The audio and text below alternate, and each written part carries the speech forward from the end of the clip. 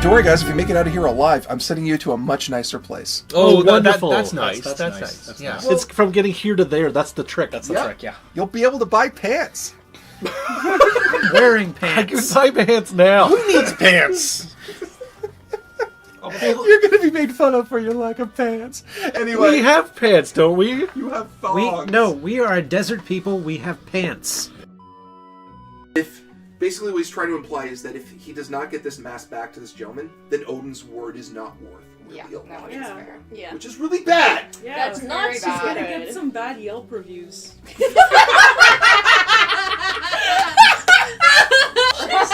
So it's like the word of Odin on Fate, Yelp reviews. It's like 1 out of 5 great stars. food, great food.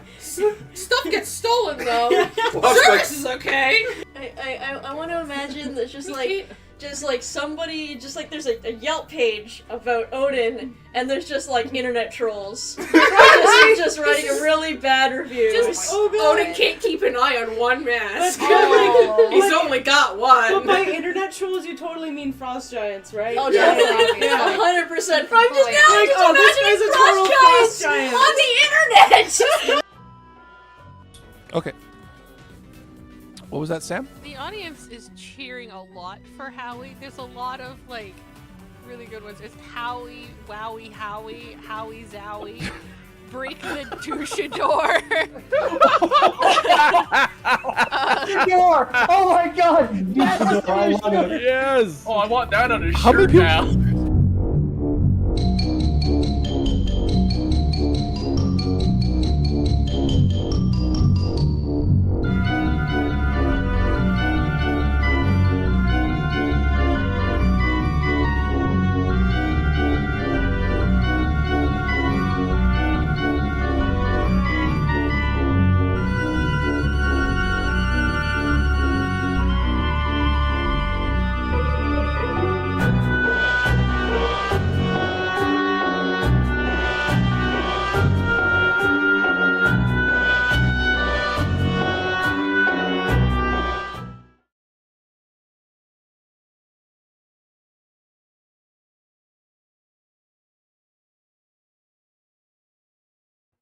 No, they call me. Hi everyone, welcome back to D20 Live. I'm Mike. Are we not? Yeah, we are. Okay. Yeah, there's lag. There's Zombie Claire and Queen Atoli. Hi, and Normal Dead and Loving It. So, it is time for another craft check. I'm still building the Gengar. Sam is still building Kamen Rider Deno. And yeah, not much more going on right now. We got through Bad Movie Night last night, and I feel bad for Tom in Bad Movie Night. He's trying so hard. And the thing is, too, I get really mad at these bad movies that we watch. Yes. And I hope he doesn't think that it's about him. It's not about you. It's It's not about him. Tom, if you're out there watching. Tom! If you're up. Tom! But yeah, apart from that, let's see here. What's new on D20 Live? Well, we've got some couple big things coming up, which I can't announce Can yet. everybody hear us, by the way? Yeah, can you hear us? Like, are we coming in good? Yeah. Like, Can you hear? No, that's very bad to do. can you hear us?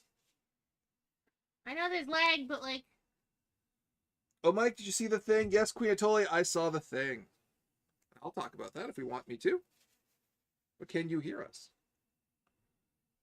Are the voices making? are we making the lip flaps? Are we making the flappy The flu? flap, flap, flap, flap, flap. The flappy flu? Flappy, flap, flap, flap, flap, flap. Would I you like can your... hear you. Thank you. Okay, That was all I needed to hear. here's your tool set, by the way. Thank you. I You're welcome. need that. Here's whereas you have that tool set, I have this elaborately large toolbox that I have. I've never actually I don't think I've ever actually done a reveal of what's in my toolbox for my hobby. Although it turns out that this is a very commonly picked one, the Walmart one, for hobbyists of like Plamo and stuff. Coming through just fine. Hey, Ataka Cat.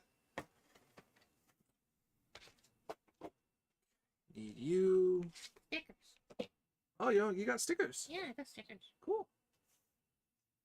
Not a lot of stickers. Oh, you get the belt buckle stickers too. Yeah. That's probably for the best on that one. I don't remember where I was. Well, I imagine when you take the parts out, you'll find out very I quickly. have a head and I've got a torso.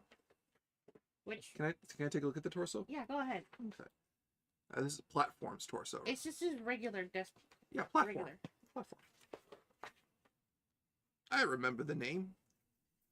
I have I arms. I remember his signature weapon. But yes, talk about Dandadan. I mean, I love Dandadan as a manga to bits. I don't know what studio got it, and I was really hoping it would be Studio Trigger because it felt like a Studio Trigger project. I really needed lights. I do need to move the tablet though. You need to out. Okay, I'm staying put. Okay, you can open it So for those of you who don't know,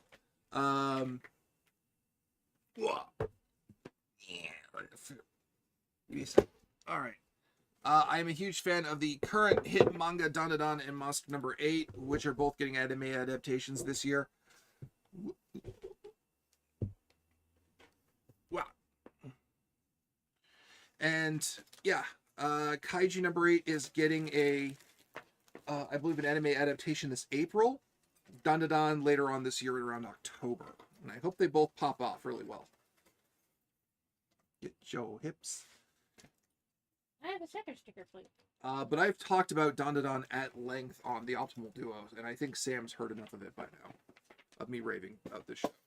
You keep bringing it up. So, And you keep telling me to read it, and I'm like, I will watch it when the anime shows up. Yeah. And you're not satisfied by this answer. because I want to talk. Oh yeah, like you have ever shown patience with me watching stuff at a slow pace and being like, I want to talk to you about it. You told me to read the book really fast, so you can read the book. I don't have time for those kind of details that make me wrong. I don't have time. I don't have time. I don't have time to hear the things that make me wrong. Thank you. I gotta take my time reading the book. I'm not gonna listen to Sam whatsoever about reading the book. I don't have time to hear about why I'm wrong, Sam. I'm a busy adult. I pay rent now. I love you very much. You too.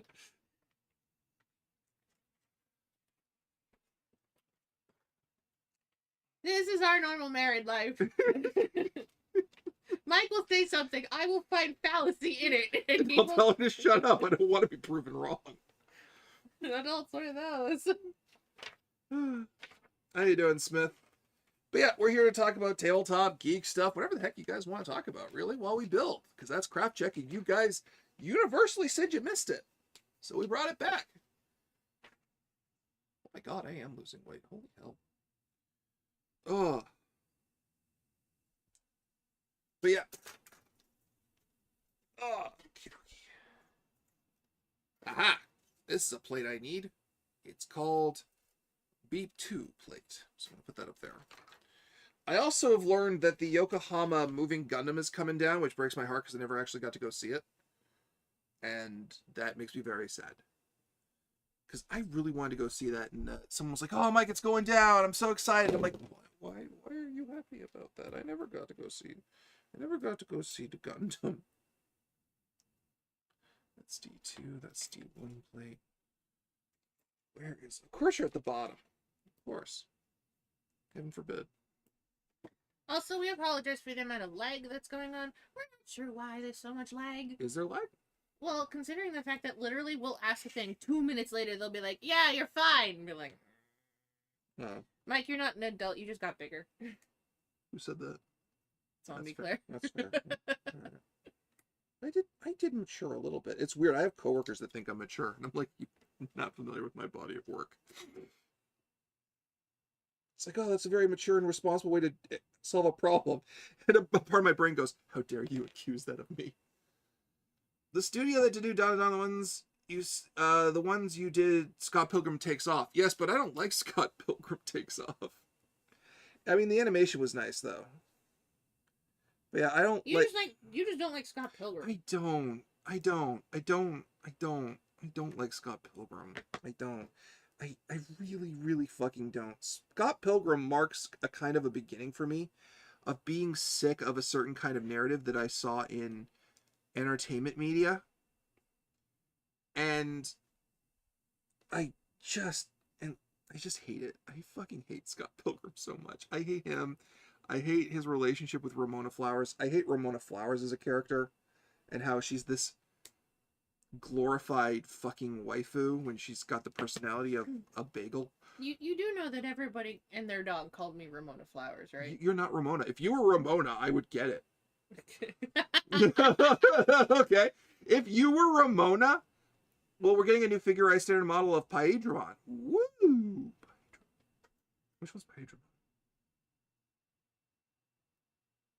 Oh, Paedron! That's the ultimate, I think, of XVmon and Stigmon together. Their fusion, right? Mm-hmm. Yeah. But God, like, babe, if you were Ramona Flowers, I'd be like, oh God, no wonder these guys are hung up on this woman. The bitch has a personality of a brick. Blessed to the actress who played her in the live action movie and both in the thing, who tried to inject some personality into her. But yeah, I don't fucking like Scott Pilgrim at all. And I hate it. And Scott is very evocative of a lot of guys that I've known in my life who stayed hung up about certain kind. Mary did good. She did a very good job. Who stayed very, very fucking hot and bothered over women they couldn't have. And how woe is them. And I fucking hated those guys so much. Like, it's just, okay, so here's, do people want to hear my explanation for why I don't like Scott Pilgrim? Go ahead, we're on craft check. Alright, so there's a couple problems I have with Scott Pilgrim. One, it's about Toronto without actually being about Toronto. Because it's not like it's about Toronto and it's the person, like when you see, I'll call it up a Mission Years Family, cool. So when you live in Toronto, right? You have the area that you live in, and you know the features in your favorite food restaurants when you live anywhere in your life, right? Toronto, apparently, in Scott Pilgrim is this nebulous place. Yeah, where everything is right next to it. I don't know anyone who goes to Casa Loma, ever, for anything. But we have to go to Casa Loma because it's Casa Loma in Toronto. It's the same thing with Honest Ed's, right? We're jacking off the tourist traps. I hate honest ads. I always have. I went in there once and it was, oh, of course I was in my 20s and there's nothing there for a 20-year-old in honest ads that's still living with. I did a dirty price comparison yesterday comparing a combat patrol and a historical. Let me say you get your money's worth of the historicals. Scott Pilgrim, all the characters come across quite shallow with the exception of a very angry drummer. I like the movie version of his roommate. Is it Wallace Wallace? His roommate's fucking perfect in the movie. It's just so fucking pitch perfect as a character. I haven't been to Castle Loma in like 20 years. Comes back because Twitch decided to be a pain today. It's supposed to flip on if you're on mod mode. But yeah, like it's so very tourist trappy. Number one. Two, the reference, it's clear in the comics that what Scott sees and what really happens are not the same thing. It's different in the movie. The movie very explicitly says that everything that we witness that has a game or anime effect in it is diegetic. But in the comics, and especially there, we don't know if what Scott is experiencing is real or his delusions about a situation. Which undermines the weight of the references that we're getting. Right? At which point, that means Scott is now an unreliable narrator.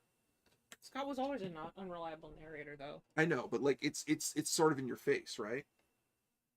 Which means Scott literally cheats on his girlfriend, Knives, who's perfectly wonderful, for Ramona. She's way too young for him, though. Yes, she is too young for him. That's less of the case, though. But she is a wonderful human fucking being. Oh, Knives is wonderful. Right? And then he's still the fucking good guy. Let's be honest, the series would have been great if Knives' dad had assassinated Scott. Instead of saying, no, you are worthy. I'm like, no, he's not, sir. Also, there's a rooster outside my office door and I don't know why. Please help. Tourist trappy, you say? I have no clue what that's like. Oh, Sleepless in Seattle. Oh, yeah. I mean, I guess we were due, right? But yeah, that means he's unreliably recreating events in his head. That means everything... And here's the problem. This isn't like Yakuza Like a Dragon, where Ichi's delusions and his perception of reality makes him a better person and gives him impetus to do good things. It like a Yakuza 7, Like a Dragon 7, or Yakuza Like a Dragon is how you should do Scott Pilgrim as a story.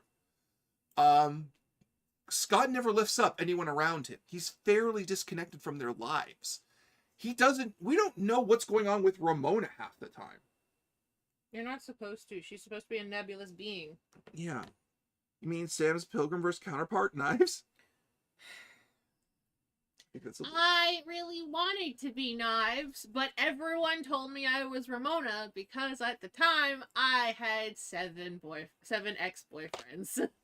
So they were like, oh, so Sam is Ramona. And I'm like, shut up. That makes me sound like I'm a slut. I remember when we found that out, too. I only made the joke once, though, to my credit. The worst part was, yes, half of those people were actually fucking musicians. And I was just like, fuck me. Why? And then I said, look, I can't be Ramona. I don't have an ex-girlfriend. Your Knives, be who you want to be. But yeah, Scott's fucking lead, his fucking lead, is the guy his lead guitarist or lead singer? Because Scott plays bass in the band of Sex Bombs. Yes. Yeah, okay. His fucking lead gets into a homosexual relationship and Scott has no idea. Yeah, because Scott's a terrible person. He lives in Scotland. Not Scotland, but you know where I'm going with that. That means there's a large Miguel in the Pilgrimverse. Yeah, it means Knives ended up with a really huge himbo at the end of somewhere else. It's also the reason why I don't date musicians anymore. But like, it's this comic makes such a huge effort about Scott being a better person, and all he does is move back in with his parents, get a shit-tier job, and never pursues anything that he's actually passionate about. Which is to what the author, Brian Lee, author thinks is growing up. Even though the author is clearly someone who got the thing he wanted by pursuing his dreams. The redeeming factor of the comic is, at least it's honest about how big of a piece of shit Scott is. Right? I feel. I admit that Kim Pine is the best girl. She is the best girl. Fun fact: another one of my ex-boyfriends was in a band called Searching for Kim. The Kim being Kim Pines in Scott Pilgrim because they needed a drummer. That's kind of funny, but that joke only works for literally 2 years. It literally only works, especially when they already had a drum. It works until they actually had a drummer who was not Kim. It was a dude. Shouldn't name him Kim. We found Kim. That Yo. was the joke.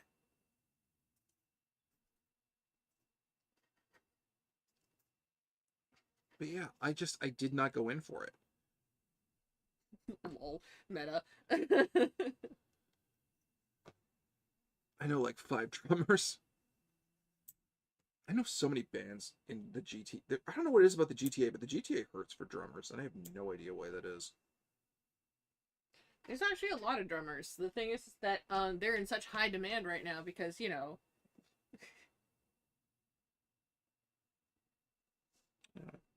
Because everybody fucking needs a drummer.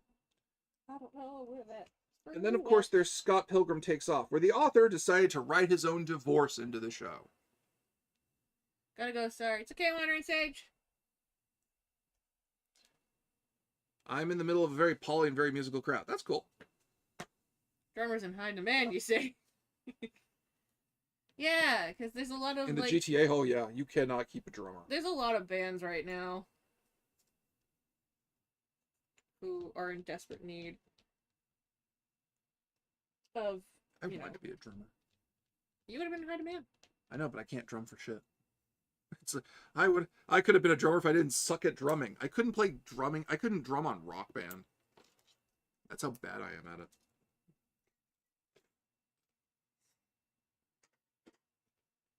It's not an, oh, Mike, you can do it. It's like, no, I can't. You've seen me try to keep time, Sam. I love you.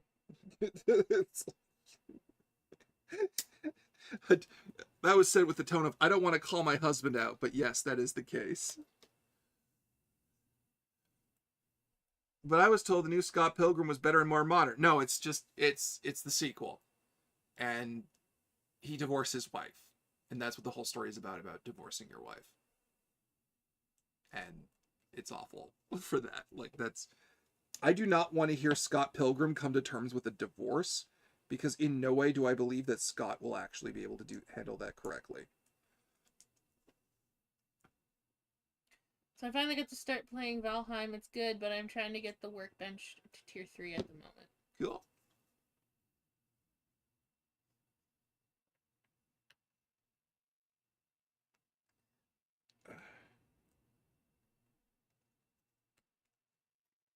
Took too much out of it, but that's okay. It's gonna be in the thing.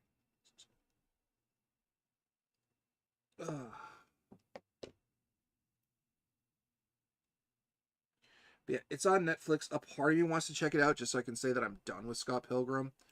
But I also know if I watch it too soon to release, I'm just basically feeding the machine. It's just, I fucking hate this comic so much. I have a deep, deep hatred of stories, and I hate this trend that I've seen, and it goes to Big Bang Theory, it goes to the Guild, and everything else that says that that geeks inherently, if you have a geeky pop culture interest, you're on some level a basement-dwelling kid that lives with his parents.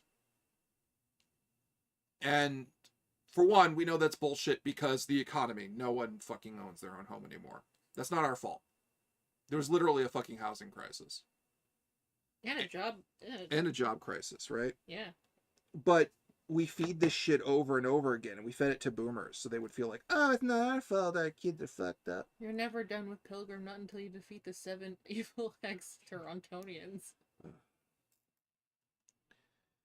But, like, I despise it, and especially when it's other geeks who do it, where they're like, I'm gonna play this story about being a geek. Great!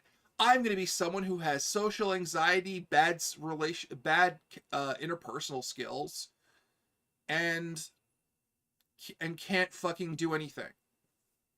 Cool. Can anyone do anything new? Please. Please. Everyone living with their parents now. Thank you for the economy. Set for you too. Like, I don't shit on someone who lives with their parents. I know because I know that everyone's financial situation is unique to them. And I detest this narrative that people who haven't gotten to certain milestones in their life have failed, and have failed because they had a passion for something.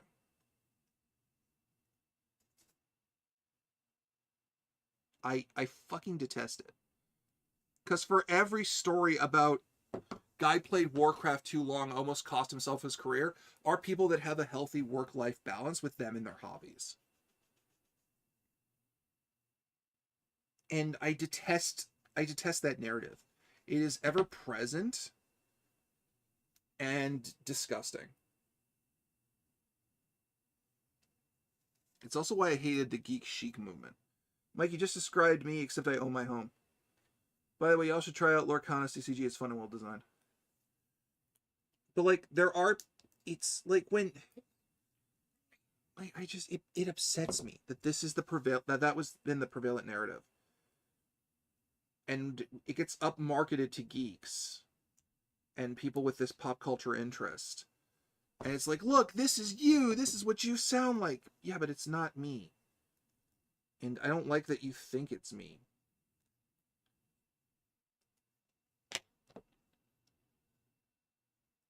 It's gross and disgusting. And it doesn't convey that there are people on the other side of that. No, I was actually correct the first time. Oh, no. I was wrong.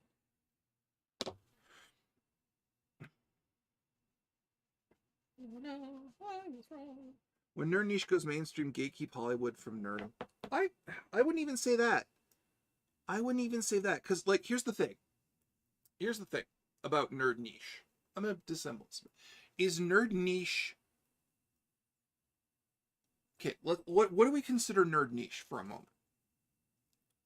One, let's talk about this for a second, because I think we've kind of mislabeled nerd niche for a very long time. Consider something like Star Wars. Star Wars is not nerd niche. It was one of the most successful blockbusters of all time. So what is niche about Star Wars? Is it the books? Is it reading the extra material? Is it being curious about something and doing research? So is what we're considering nerd niche, or is it just you consumed more of the content from this brand? So we're chastising someone for having intellectual curiosity into something. You forgot about the awful show, Chuck. Chuck. I used to like Chuck, too. It's the same reason I stopped going to FanX Informa stuff in general in Toronto. March Comic Con is the worst offender because it's both an overpriced nerd mall and zoo for normies to look at the nerds. Yeah, nerd niche is watching a married couple build construction sets while talking about their favorite mangas. Touche, right? It became niche after 1983. Tolkien was niche until Jackson movies. Yeah, but then, like, I don't know. Like, I feel like there's this label that we have put people under because the thing that they are passionate about and have done research in is not atypical. Because it's the thing too, there are people out there that are complete experts in stuff that isn't considered nerd niche, but still great. There are people who are out there who are experts in certain black and white directors. There are people out there who are experts in the depiction of homosexuality in media.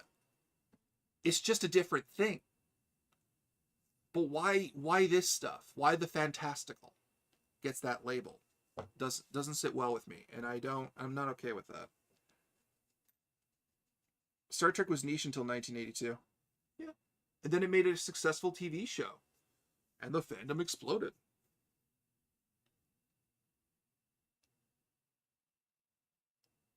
It brought in a great diversity of people. It brought in a feminine audience. And if you think Star Trek The Next Generation was not for women, you were a numbnuts.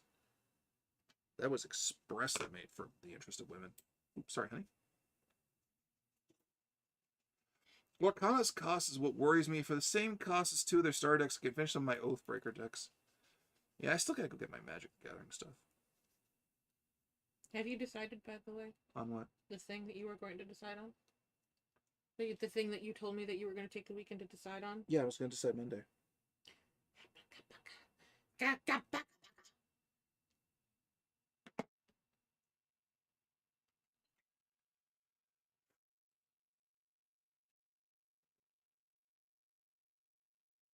Yeah, I'm glad you guys found a new card game to play. I'm not planning to get on to any new card games anytime soon. I don't buy into initial launch windows for stuff because it could fall. I remember getting really all into the card game Pirates of the Spanish Main, which was an amazing fucking card game.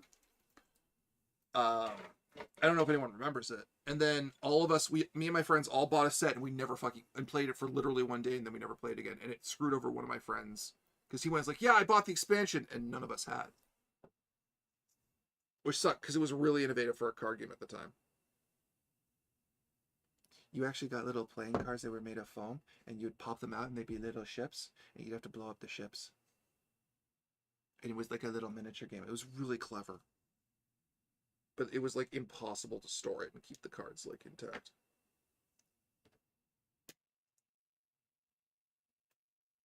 Also, it was really easy to break the pieces.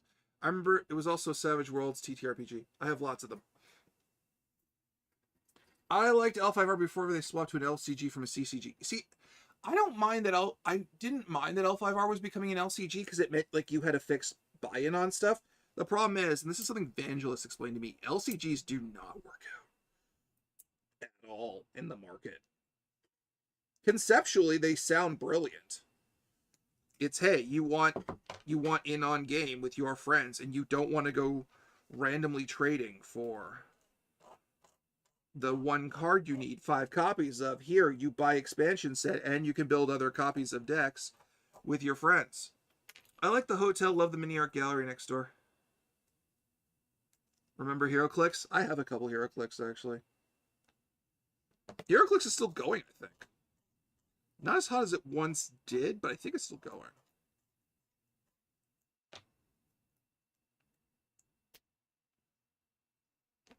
LCGs where CCGs go to die. Which sucks, because LCG on paper to me is a brilliant concept. Leg. Leg? Leg. I guess you have a... Leg. Sam, I guess you have a leg up in the situation. Don't put it up my nose. Why you ride or kick me in the nose? Can't ride a kick, I don't have one leg. That's a kick. You use a rider's leg. I still have my Dragon, Crane, Phoenix, and Shadowlands decks from the Jade Gold era. God damn. I have to go to the bathroom. I'll be right back. Yep. There, I made room for you so you can get back. I'm armed. You're armed. With the file. And an Obari spike. Question for you guys. Have you considered making audio versions of the game available as a podcast? Audio versions of our games are available at the $20 tier for Patreon. As an incentive, we haven't really talked about making those available. You know, before they changed how the rings work, I have a pre-Emperor Unicorn and Mantis deck. But yeah, there are audio versions of all of our streams released monthly, which are audio polls of the streams themselves from our masters.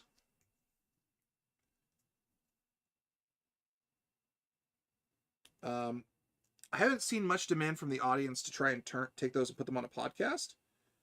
I don't know. Do people want that? It wouldn't mean the elimination of the $20 tier. It's like buying a ladder, though. Once you have all the cards, it's just the same decks. I enjoy CCG because you don't know who has what cards. Yeah.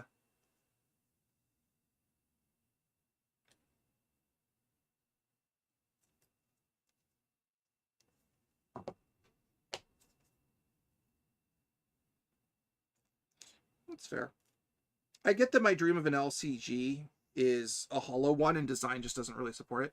Last time I checked, I believe the company that makes HeroClix also made Battletech minis. Ooh. But yeah, I get why LCGs don't work. It's just in my heart, it's like, this is such a good idea. Why doesn't it work? That's all. I fully acknowledge that there are problems with it. Could we work turning them into podcasts? Would expand the research outside YouTube and Twitch. Something to think about.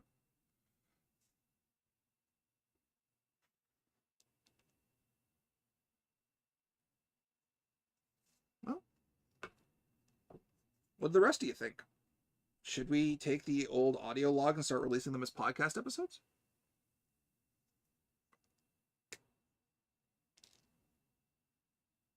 I wave it up. I used to play L5R CCG in the wild days of the IP at AEG. Oh boy, yeah. I've heard that was a magical and amazing time to be part of an CCG, in that the players got to dictate the story. But I was also there when. So, Mike, what did you watch for Bad Movie Night last night? Well, let me finish what I was saying about L5R. But I also remember watching my friends play, all my buddies in the university play L5R, and then proceed to get really, really fucking mad. Because Devin, for the longest time, was a Unicorn player, and he got real fucking mad when Unicorn didn't get any Enlightenment characters back when Enlightenment was a thing. Just thought I'd ask because I found a lot of live plays on Spotify and other platforms of podcasts. No, it's a lovely suggestion, and it's not with any maliciousness, but it's something we can improve.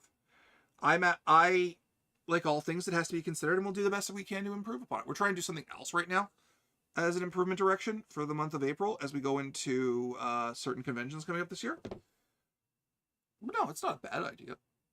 Please don't think that.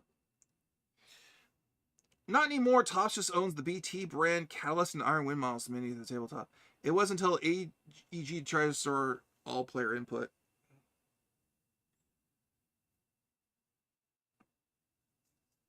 Yeah, I've heard part of that problem was the fact that Shadowlands kept winning everything.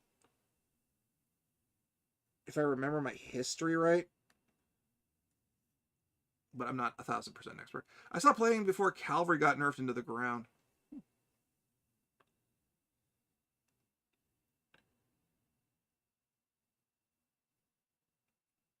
But yeah, early 2000s, a lot of guys I knew were fucking players of different decks, and that faction and their faction stuff defined their personalities.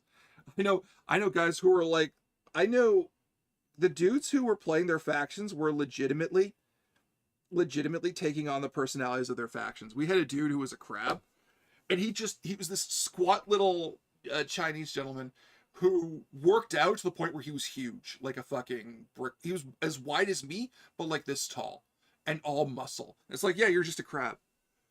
Yeah, Shadowlands became Spire Clan just after I stopped playing. I still think you should make an archive channel for the Optimal Duo streams. That can happen. We have all the streams archived.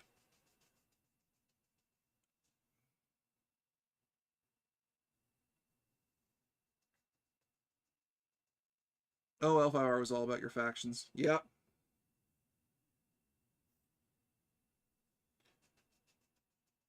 No one played Scorpion, though, which I thought was funny. Is the Optimal Duo should remain ephemeral? You come in, you come out. Sometimes I blow a corn. Sometimes I throw cheese at my wife. It's a thing.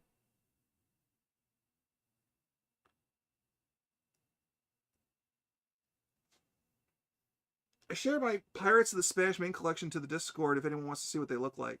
Yeah, go ahead. Yeah, I have fond memories of that card game that we only played once, and we did not get back into it. You want to know how what kind of fucking shit geek I was?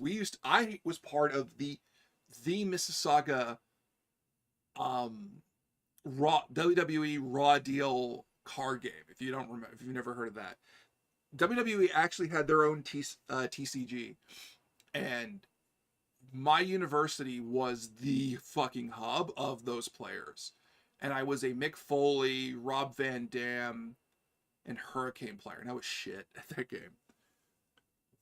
Oh, Raw Deal, yeah. Sometimes you fart money, debate a political career, adopt a tube. Yeah, sometimes it just happens. Something $300 farts. Oh, Raw Deal, yeah. So it was a unique little animal for its time. Piece is okay. Because it wasn't really supported by the WWE in any capacity at all. But it had their IP and photos of like all these wrestlers, which was hilarious because apparently some of the wrestlers were actually card game fans and they didn't know they had cards of themselves. But yeah, I am still technically missing only one card from RVD set, and I'm done. But that's God knows where the hell I'll find an old out-of-date Raw deal card. See, I remember the D20 WWE RPG. I still have decks for both Night City-based CCGs. Didn't it just eventually become Netrunner? So, Mike, what did you watch for Bad Movie Night last night? Well, Tom was at the helm. So, for those of you who don't know, we, members of the D20 Live team, during the COVID-19 pandemic, in an event to make ourselves feel better, founded an organization, try the internet, Mike, founded a group during COVID called the Bad Movie Night Collective, wherein we watched bad movies. Now, some of them have been bad but fun. Some of them have been bad and we want to scour our eyes. But every Saturday we meet up, we watch these movies, and we try to rip into them. Sometimes they're just bad, and they're boring. This is the Calgary and Alberta Tom. Because that man has a bad movie collection that is biblical. Hey, come on in. Come in. Stay a little while and listen. Hey, man. Trapped you. You're trapped in love. My love thighs. I'm tempted to send you all the Neil Breen films. We have them all. The only one we don't have is the 6th one. Unless you have that one, and then you can have finally stop Mike from him in his never-ending search of finding the 6th Neil Breen film. This is my quest. But yeah, so this week, Tom thought what would be fun would be watching Cocaine Bear inspired films. For those of you who don't know, I don't know how, because it was a huge fucking meme. A while back, there was a movie called Cocaine Bear, which was entirely, the premise was of a bear that was on cocaine, causing mayhem all over. That kind of thing. The Twisted Pair sequel just came out. Yeah, I know. So, this has apparently spawned a subgenre of films about animals getting onto narcotics and then just becoming a nuisance for everyone involved. Mike, the first game was Netrunner in the 90s, but there was a second attempt between Firestorm and V3's launch. It launched 2 sets, played a bit like L5R. Cocaine Bear is free now on Prime. What are we building? Sam is building Deno. I am building Daigengar. Anyway, so the movies we watched were Meth Gator. It's funnier to say the name of the films than it was to watch the films. And Cocaine Shark. Neither of these movies are good. Meth Gator was a little bit better than Cocaine Shark, though, because at least there was a gator on meth in the movie. In Cocaine Shark, God. there was neither cocaine nor a shark. We had a weird peyote shark experience in a man. I am almost certain they used a street shark toy for the shark for that one. Heroin, croc, weed, gator, opium, bull. What up, gamers? Hey, Sigma. But yeah, it was a harrowing fucking time. Tiger.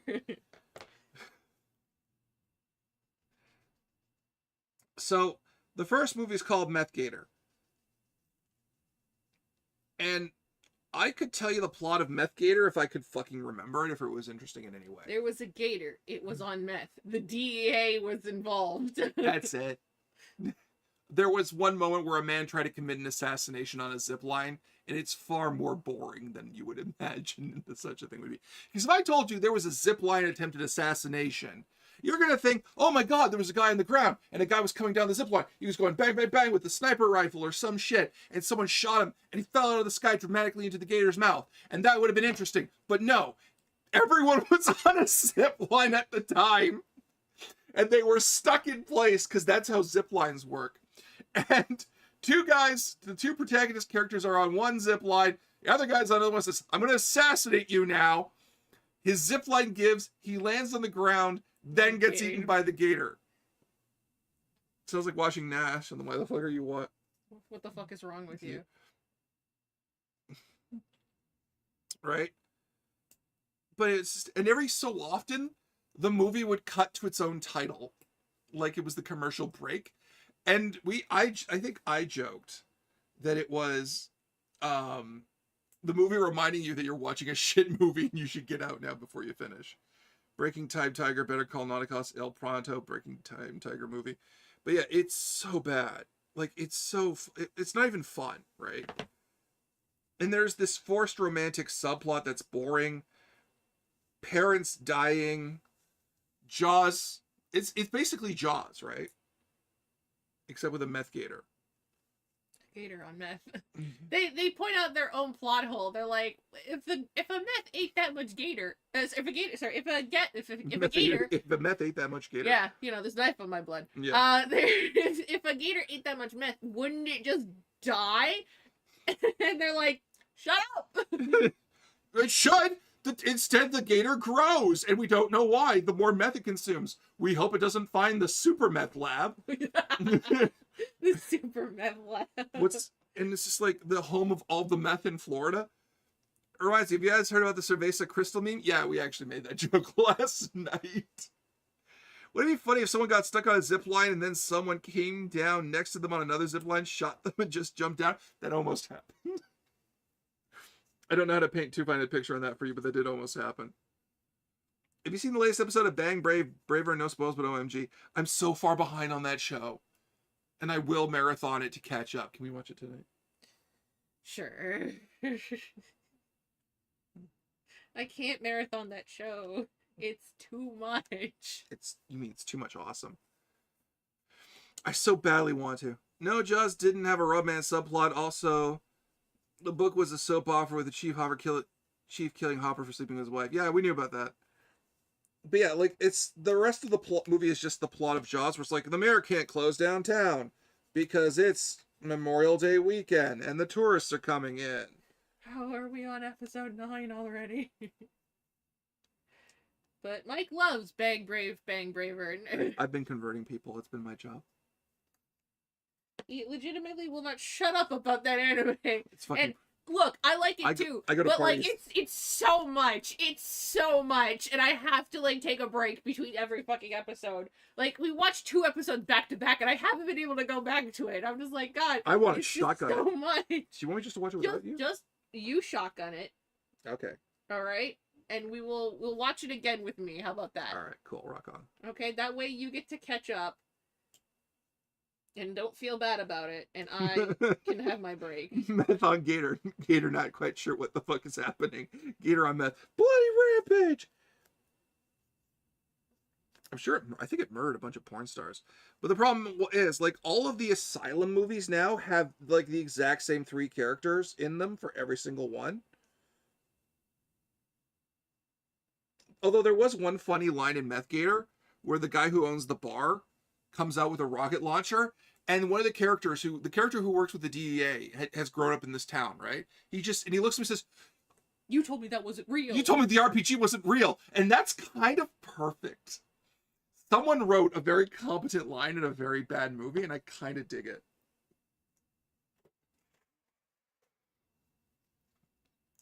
I usually need to take breaks when I try and watch The Boys. All right, and now what page am I on? Aha! It's time to build my man! Yeah. All right, first. You have another kit to build after? Oh no, I'm putting them together. But then I've got to build his stand and his sword. Oh, so it's still going to take a while. Yeah, I'm going to be a bit. Like, I have to build both his swords and his stand. And even if I finish that, I have, like, 5 other kits to build. I have Kuga. You do have Kuga. I do have Kuga. Asylum, Transmorphers, Flashbacks, Intensifies. We haven't seen Transmorphers yet. I don't really want to. Because their films are boring. They're so boring. Tom really likes them, though. He does, but, like, that's because we had one good time watching Atlantic Rim. And it wasn't because Atlantic Rim was good, except for the fact that the villain had an eye patch. And was just angry the whole time. That's not because Asylum was good. That's because that man came onto set one day with an eye patch and they went sold. It's like, sir, we have to take things seriously. I'm so angry. Why?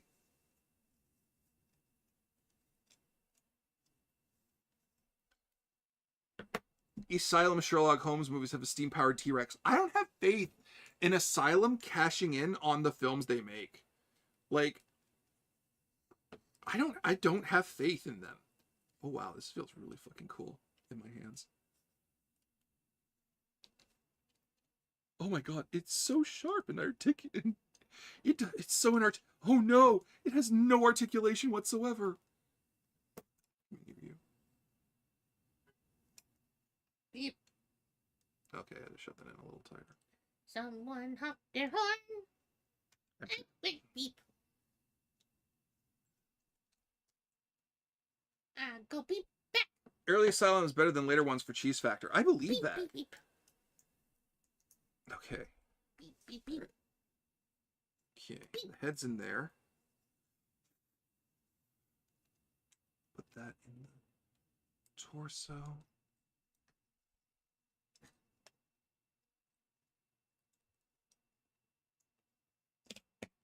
Oops.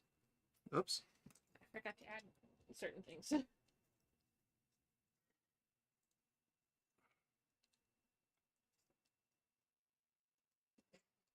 Have you guys watched the Piranha 3D movies? Fun, doesn't take itself too serious. No, we have not.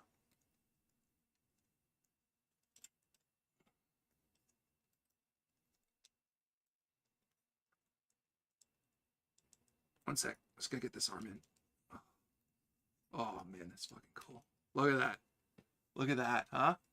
Look at that. So sharp, it hurts my hand to hold it. Wow. That is Obari as fuck.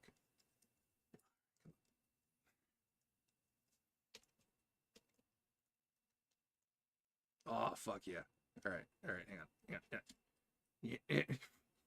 He won't stand up! He can't stand up! He's too designed! Oh no! Come on, buddy. Come on. Alright, let's get the legs forward. He can't. Hang on. Okay, alright. I have to... Oh boy. Oh, that needs to stand. He can't stand normally under his own power. Asylum, the game mill of low-budget films for context. Watch yesterday's re-res video on Skull Island, Rise of Kong. But yeah, like, Asylum clearly only exists. I'm just going to put this up here in this completed formation so people can see him.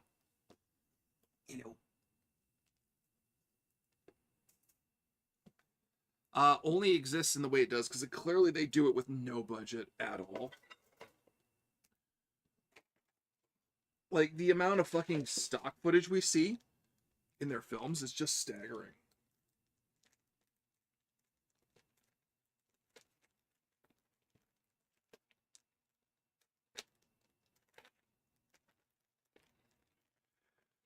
Red Dragon manga has returned from hiatus. Yeah, I saw that. I'm still not a fan of it. I'm not saying it's bad, it's just not my speed.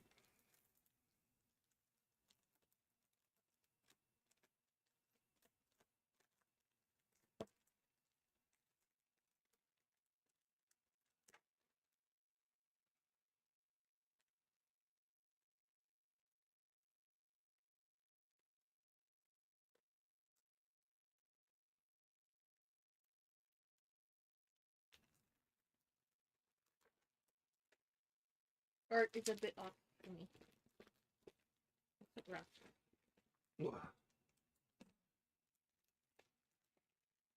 Okay. All right.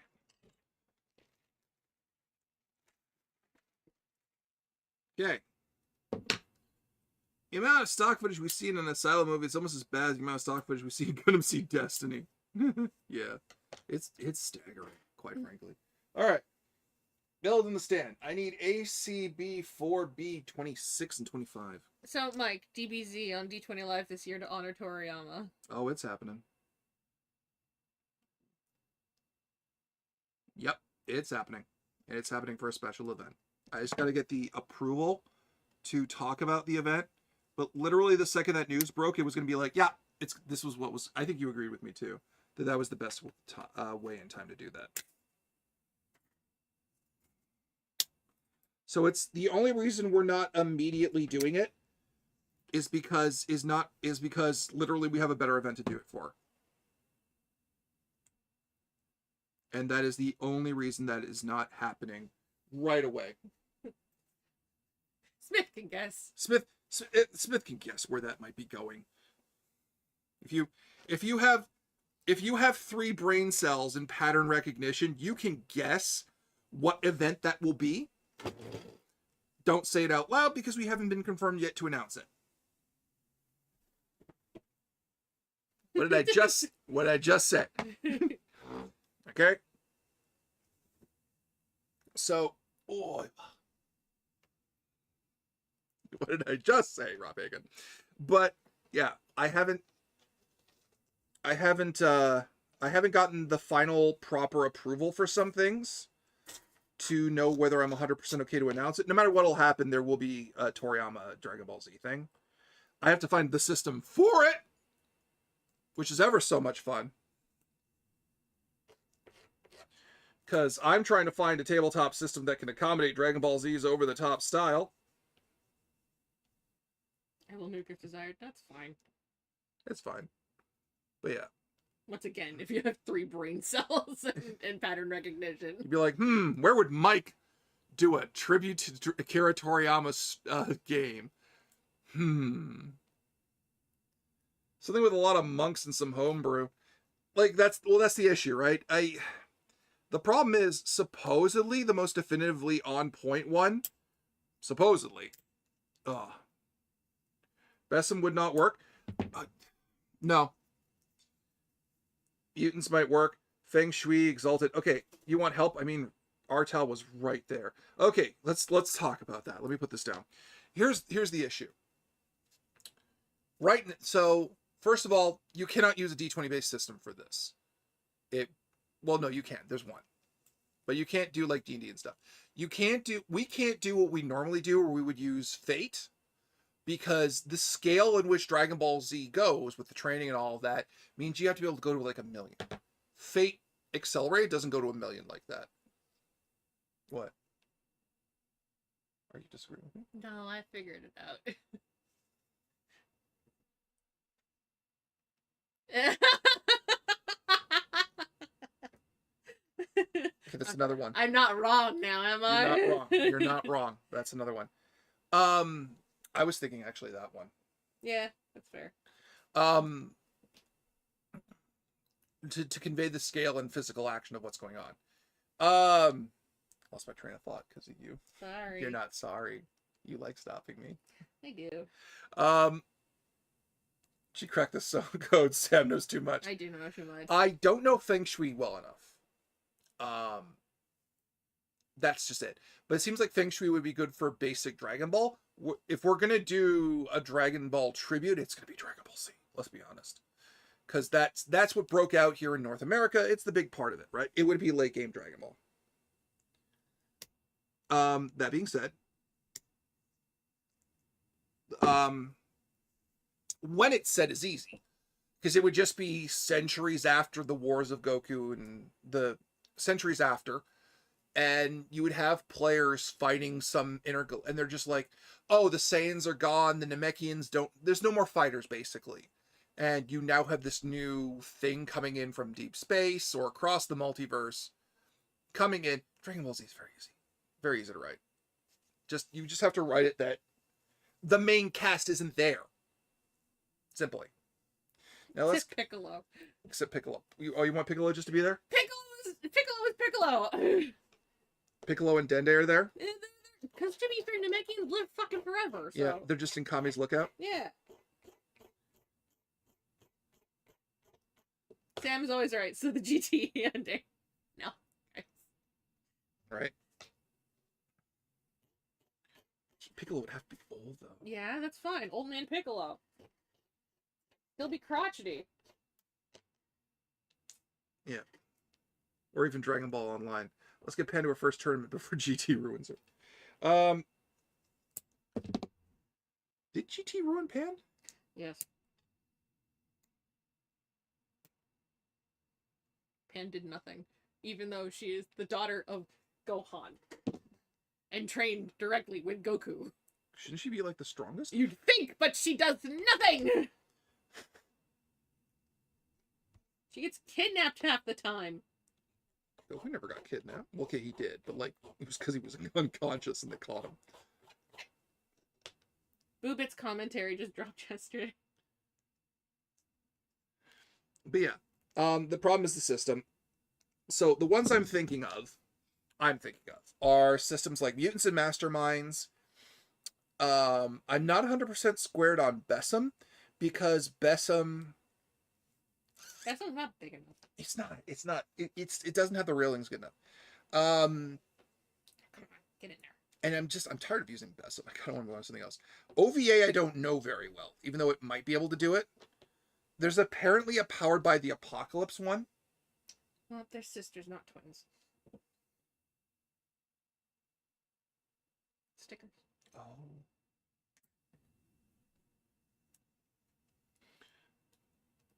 Power Brothers, enough said.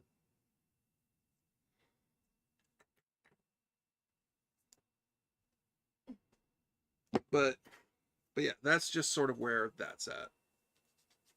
The problem is finding out the core engine and seeing what people understand. I'm probably going to build Mutants and Masterminds because it's really easy to build key techniques in Mutants and Masterminds. What? You make a good point, but I also have to explain to a bunch of. We just get a bunch of D10s and say roll it. Okay. The problem is explaining the subsystem for it. Would you invite Mississauga X? It is not my call who gets invited to Anime North. It is not. Believe me, if I had my... I said the name of the con, didn't I? You did. I'm stupid. You told everybody not to say it, and yet you said it anyway. It is not my call to say who gets invited to wherever this event is that I would be hosting it at. Believe me, if I had my way, all of Team 4-Star would be there. Let's be real about that. You also would have done that for Com Bravo, though, too. Oh, I would have. Com Bravo, I would have been like, give me Team 4-Star. We're doing Dragon Ball. Every year we asked for Team 4-Star. Every fucking year. And never could get them. Because it was always Taka's birthday. And we're like, come on! Let us have him! We want to do something fun with Taka. We want to run a Dragon Ball thing. I'll get him to play Nappa. Come on. Easy money. Right when Nappa was really big, too. Oh my god. Now I'm throwing you at the mountain. Learning to dodge is next.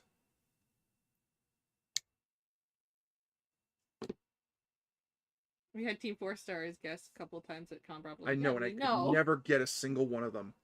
It was ever. very upsetting. God, ever. And I wanted them so bad.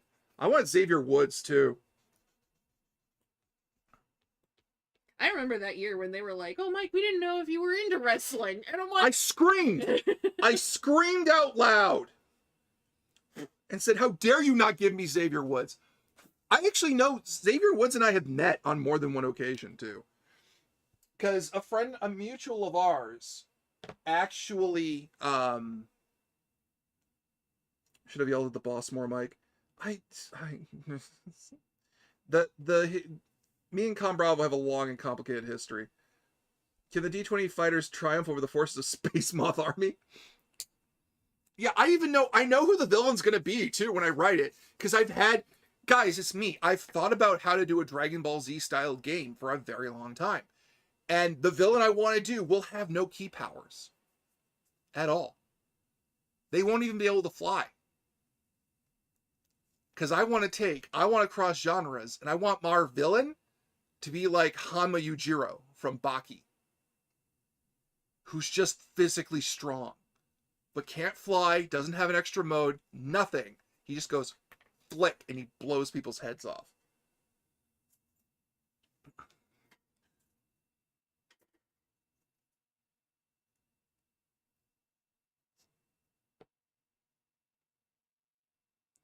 I'm sad that's gone since Anne doesn't seem interested in getting Lodi Raider on to guest. I'd like to meet them again now that I know their stuff. Yeah. Yujiro and DBZ. But Panini claimed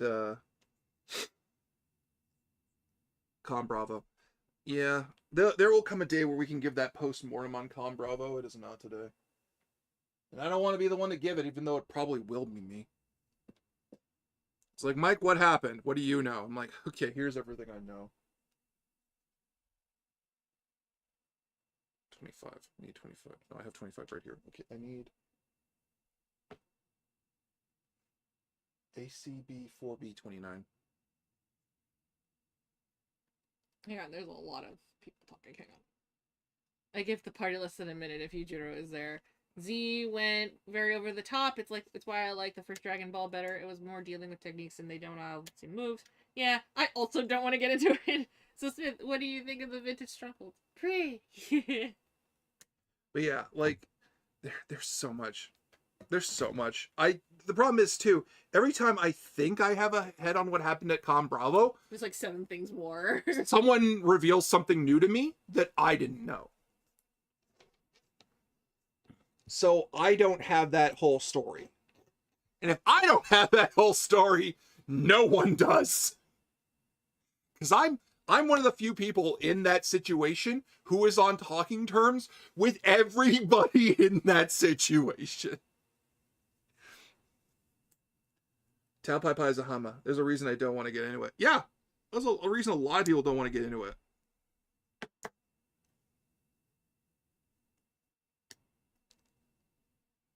And I'm not going to and Smith, I'm not going to question you on it because you have your right to your privacy about that. Yeah, we have a bunch of convention drama here in the Northeast U.S. Yeah.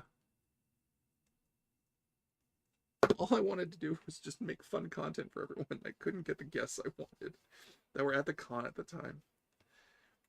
And then people would walk up to the guests during their signings and go, "Why aren't you on D20 Live?" And they go, what? What's D20 Live? And I'm like, hmm. And then every single fucking year, we would talk to the head of cons, the head for Con Bravo, and they'd be like, "Yeah, Mike, you're an okay draw." And we're like, we fucking fill every single time. We overfilled one year. Yeah. We're going to shove you in a different hall. I'm like, you don't want that. Sure enough, everyone fucking complained.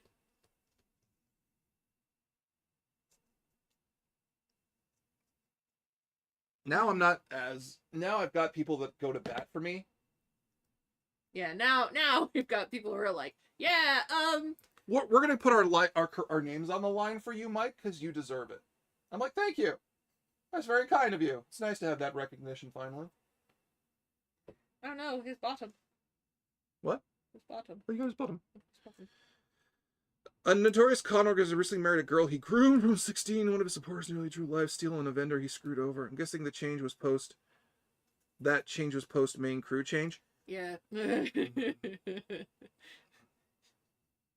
I mean, those issues were already coming up with main crew, but the thing is, they got exasperated.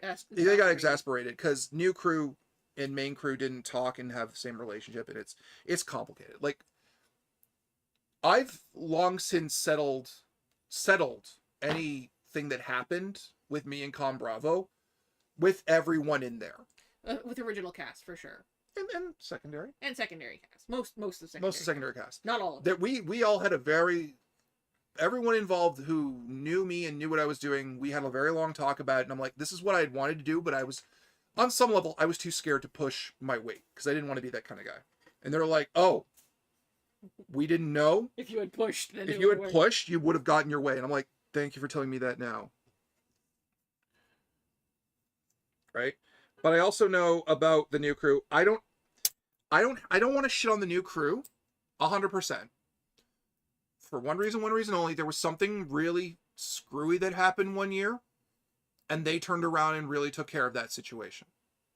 And it was a big thing. I remember. You know what I'm talking about. I remember. I was there. It's why I don't 1000% throw them down the stairs. And they did come to me in good faith and ask my opinion on what to do for certain things. They never did it, but they respectfully asked my opinion.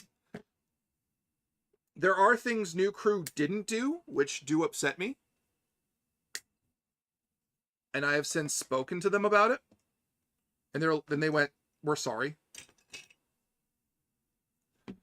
And is by default Memorial Day weekend after Victoria Day. New crew, ruin things. Yeah. So, but I also know that new crew did some things that people who I care about very deeply did not like and caused them to walk. And I respect what those people went through. But, you know. New crew didn't respect a lot of stuff staff raised. I don't talk to them anymore. Yeah.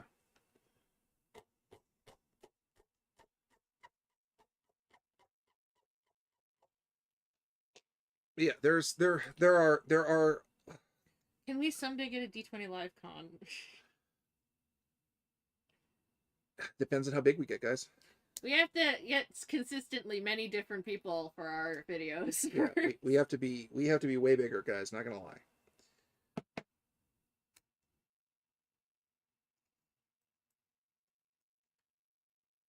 And that's not me saying, hey, go recruit more people and stuff like that. That's just the nature of the beast. Because if I was doing that, it would have to be a tabletop style convention, and Breakout exists. And Breakout doesn't know I exist. Which breaks my heart on several levels. I'm working on it. I stepped down at the end of the last year, and they tried to ignore my succession plan. So my I'm thinking May 26th, 27th.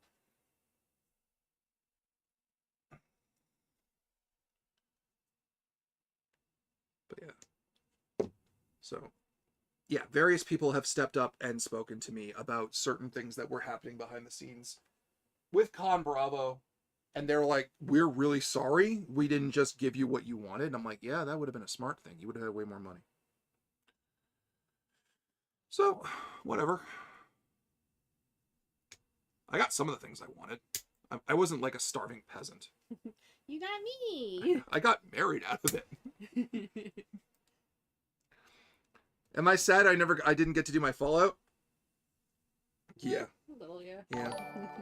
But I made a very warm promise to Dom Noble. He gets me to a con, I will fucking run that. I will run Fallout for him. And that is not a promise I intend to break anytime soon, because that man has been very good to me. Okay. How the fuck am I doing this? Alright, so ACB 25 or 26.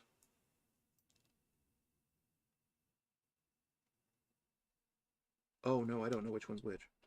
Well, it doesn't matter, Mike. I'm sad to be kind of far from Anime North, says Cat Paws. Yeah. Oh, okay, here we go. Alright, here we go. I'm sorry. I'm sorry that I can't travel around the world, around America and do this show. I am. I don't have the money. I don't have the funny money, and I'm not big enough. Look like it's a great convention. It's a lot of fun. Okay, that's clipped into there. Do I have it clipped the right way? Yes. Yes. Yep. Yes. Yes. Yes.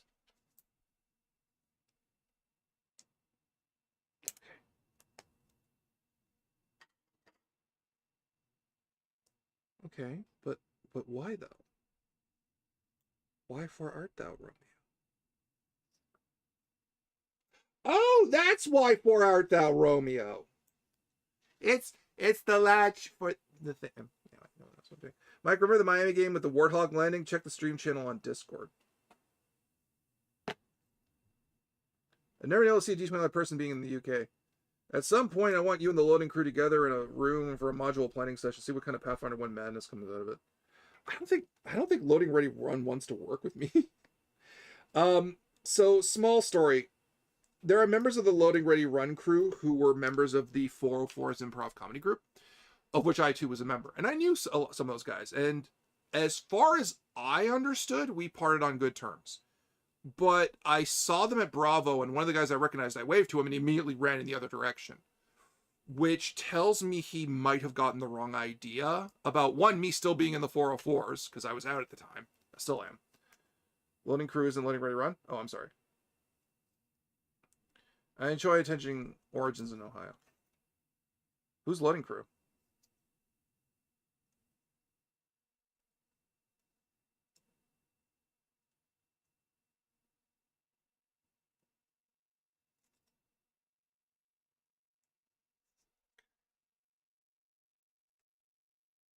Alright. Okay, so that's locked in there.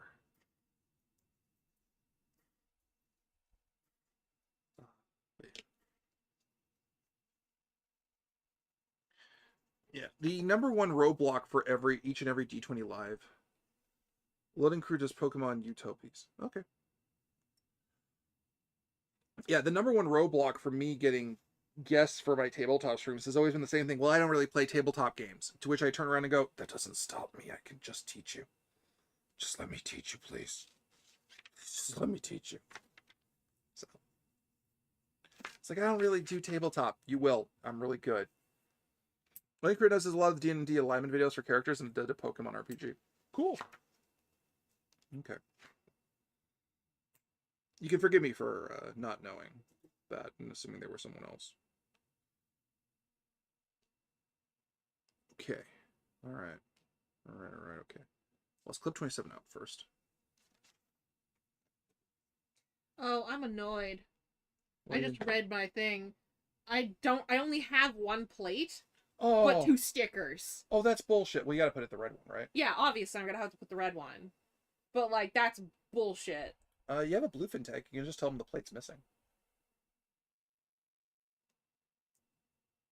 Is it a bluefin tag? Yeah. Okay, well, last time we attempted. I know. We didn't have a bluefin tag, though. Well, maybe this time they will. Yeah. If you want to. It's not urgent. By the way, Mike, last year did you intend on trying to come back at an Otakuthon? Is it sadly too far? I know last year ended up the same time as your move. I tried.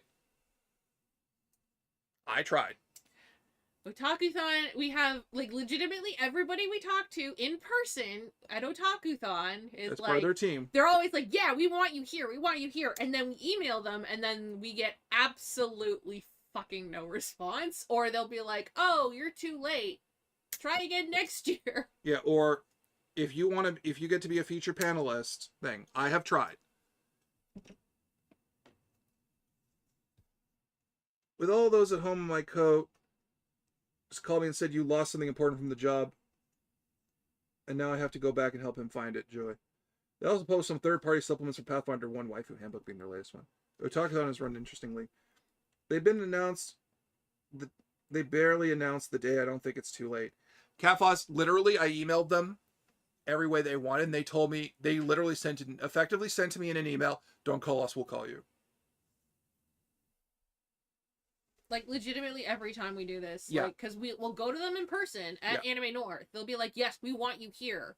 Please email this You're person. Big Mike, of course we want you there. Right? And then we email them, and we go, hey, we spoke at Anime North, and then they go, don't call us. Who are you? Like, why are you bothering? And we're like, cool. Okay.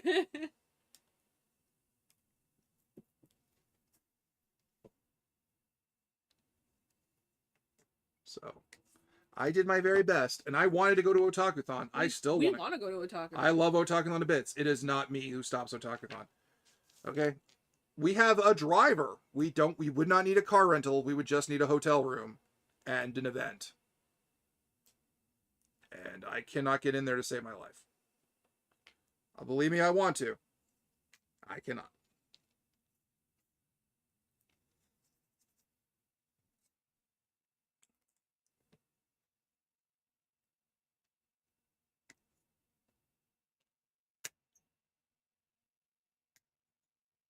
There's a good chance there's a communication disconnect between their table team and the upper levels of guest programming. Probably, but it's not my job to run that down. I'm not taking it personally. A little personally, but like, I'm just, I can't do that rundown. It's so much.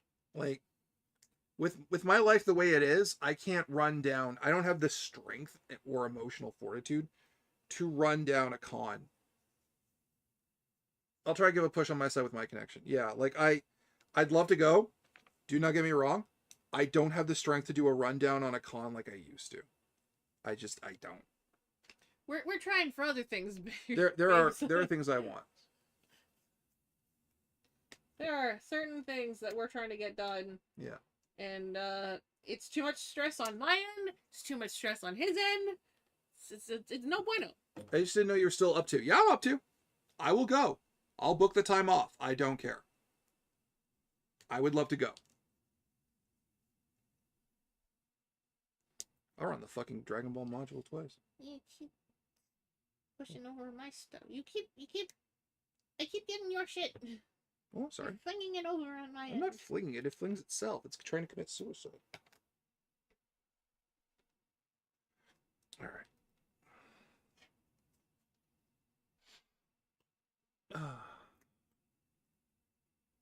On happier topics other than conventions. We talked about the bad movies we were watching. Sam's making me watch How I Met Your Mother. I conversely am making her watch Bob Burgers.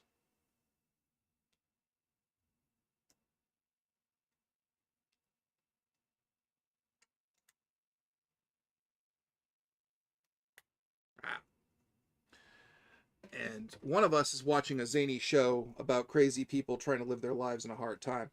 The other person is yelling at Ted Mosby being an asshole. I'll let you guess who's who in that one.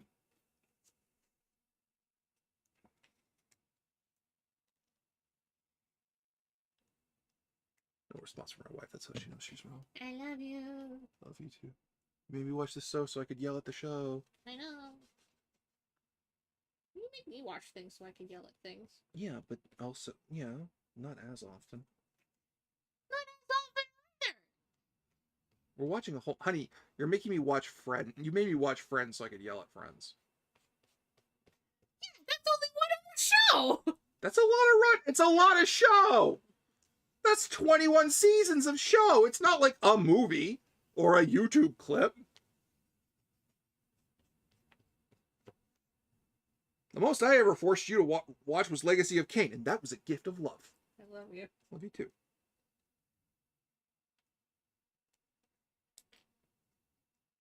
So, in terms of tabletop stuff, anyone playing anything systems new? Good? I found a weird one the other day. I found out about a weird one. I'm trying to remember the name of it. Oh, that's gonna bug me now.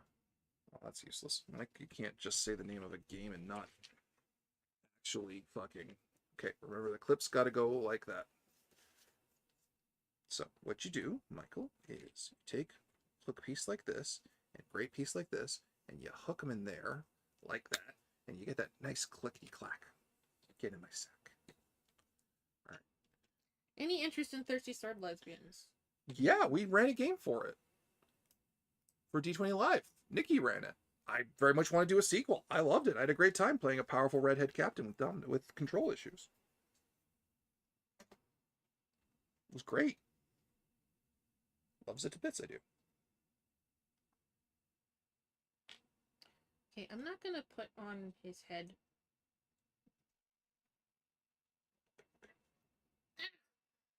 Nice. Genesis has been different enough from FFG Star Wars. I have no desire to play a Genesis game. I'm curious about myself. Nice. No, it's I have no memory retention. No, we ran it. I had a blast in it. It's a Powered by Apocalypse system, and I like it very much. I enjoyed it a great deal. Yeah.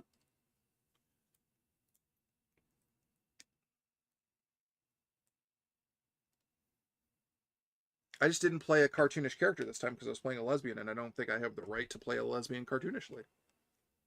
For obvious reasons. If the lesbians in D20 Live's fandom are okay with me playing it cartoonishly, I shall. Okay. I have all of the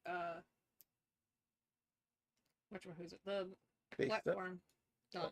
But I want sword form because that was the whole reason why I bought this one, so that way I can have sword form. Okay. A sword form. Okay. Sword form. Sword form. I hear you.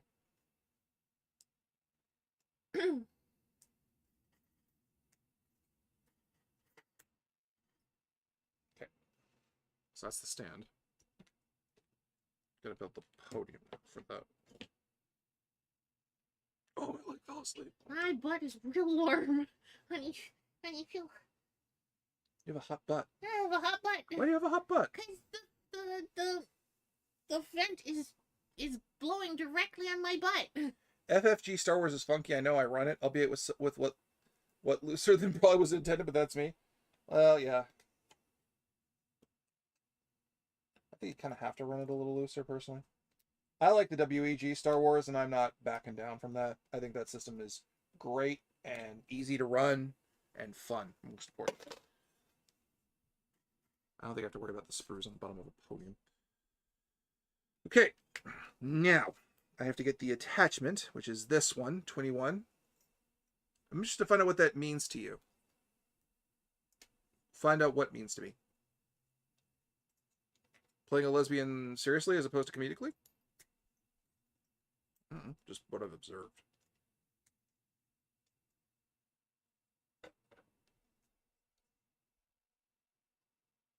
Because, okay, I can play... Here's the thing. This is the thing I became aware of as we were passing out of the early 2010s, when I was initially playing Nauticus, and me realizing that as the tolerance towards homosexual at LGBTQ2IA+ identities grew, that it wouldn't be as much fun to play a character who is LGBT. Blah. I'm not talking well right now. For jokes, right? Or to make that character as comedic. Come on, get in the pig hole. Right? Yeah. So, it's why Nauticus became a deeper character by far.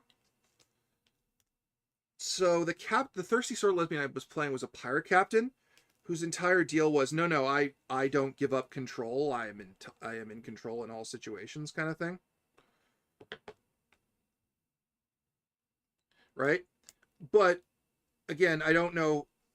So far, I've been told when I play those characters comedic, because I'm a straight dude, right? As well-intentioned I am as a straight dude. Whoa, that was a nasty crick. As far as you know. As far as I know, there's a vertical limit on how I can play those kind of characters without getting yelled at. Understandably so. But that's a square hole! And it's a round peg. Does it go in the square hole? Is that a meme? Yes. Okay. This goes in the square hole. Hang on, did I miss a part? Show me your crotch. No. No! The opinion that WEG and D20 are the best mystery in Star Wars, the latter because you have to cross over with other SF properties and like Farscape and Star Trek. Okay, there we go.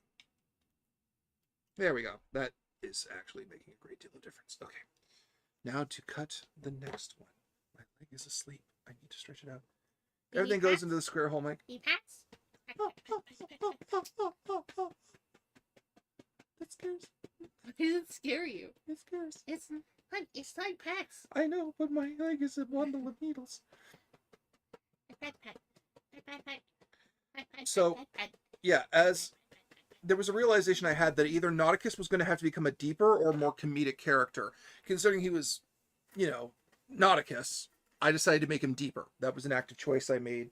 That way, it wasn't just me taking a rip on a thing, because at a certain point, the joke stops being funny and being like, oh, stop it, you hooligan, and starts kind of being a little hurtful to people. So that was the stance I took on that. Out of respect for people and their hope and their needs and their feelings. And generally speaking, that was the favorable way to take it. Now, at some point, I kind of wouldn't mind it if my lesbian pirate captain kind of fell down trying to do some Errol Flynn shit. Just to kind of take the piss out of her a little bit for being a stuck-up dominant, instead kind of being a disaster. But, that's something I wouldn't mind down the line. Everything goes in the square hole, Mike. I'm aware. I saw that. Oh, my leg! Oh, I gotta get up on the couch. You're right. No, my leg.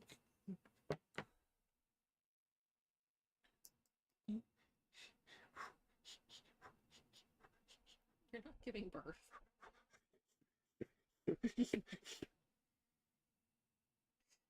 You're right there. No! Don't forget to get up and stretch. I can't get up. I'm like this forever now. I'm going to stop building the podium and start building his sword.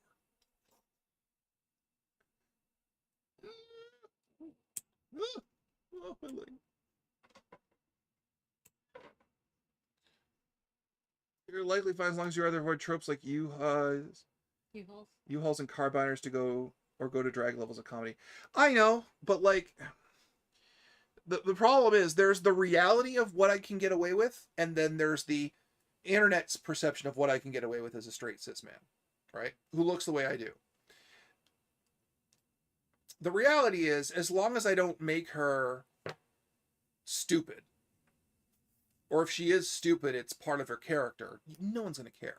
People who are generally of the sexual representation I'm playing are happy to be depicted in some capacity rather than fearfully be avoided. That's been the experience as far as all the research I've ever done. I know that. I still live in fear of internet reactionism because I've been on the end of it, not on the internet, but in real life. Like the guy from from One Piece stuck in a chest. All right. That's something I don't want D20 Live's big breakout to be the creator did lesbian equivalent of blackface, right? That's not something we've done for 10 years that deserves. That's not how we deserve to be found by the greater internet, right? Not after all the work I did to make Dark Sun palatable, not after all the work I did to make Nauticus a deeper character, not after all the work that we've done to try and make this the show that it is. Yeah, like, I certainly can't speak for you. That's the vibe I picked up from others. 1000% per sexual choice, though. Like, don't get me wrong. From what I've heard from the community that I've spoken to, it's been, no, we want to be represented. We want to be represented as diverse characters who can both be comedic and realistic in the same breath as anyone else would, because we're human beings at our core. We don't care if a straight guy really plays us as long as he does a good job. Within reason, right? Would it be great if we could get a lesbian to play those characters? Yes. But part of the Thirsty Sword Lesbians gimmick for the show that we do is that everyone is immersed in this experience. And I spoke to the creators directly and said, are you okay if a straight cis dude in his 40s plays your game on stream? They're like, yeah, go ahead. Why would we hate that? You're not going to be an asshole about it. My original lesbian that I wanted to do the white-haired, red-eyed, anemic girl that you see who's lived her whole life in books and be this very timid thing. It didn't work, and I switched to something else, right? Which was a very dominant redhead pirate. It was just like, no, I'm in control. I would kind of like her to fall down a little bit and have stuff blow up in her face and still try to be cool doing that, because that to me adds depth and texture to the character. But as it happens, right, you can't force that kind of stuff. But I got to be careful, because I don't have the easy buy-in on that by not being that thing. All right. I would love to do lesbian jokes. I just don't know any. I know literally no lesbian jokes at all. And it hurts that I don't, but you know, I'm leaning like this because I want my leg to stop hurting. But yeah, it's just something I got to be aware of. I have tons of concepts that I've had that I literally can't run because I'm not part of the demographic that they're in, and that breaks my heart.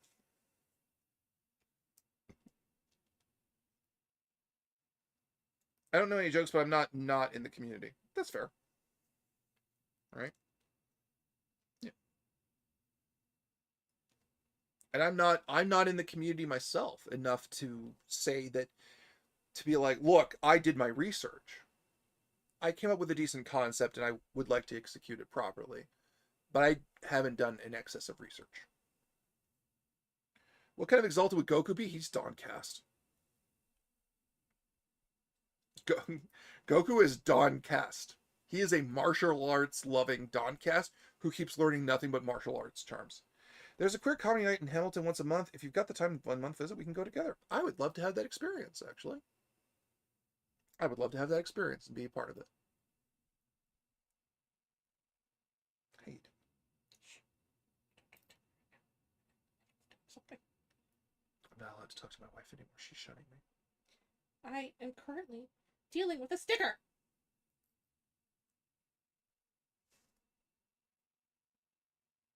Oh wow, that was a dick. Yeah. That's why I was like, don't talk to me. Well, I wanted to check in on you. You're my wife, and I love you. All right, back to my thing. I'm gonna make a katana. Whoa.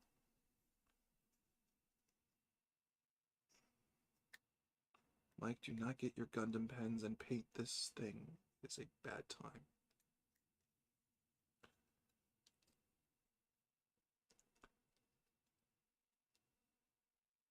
Yeah.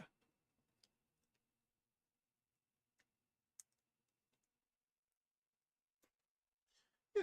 I firmly believe in representation in media by virtue of the fact that my life has been an exposure to those different demographics.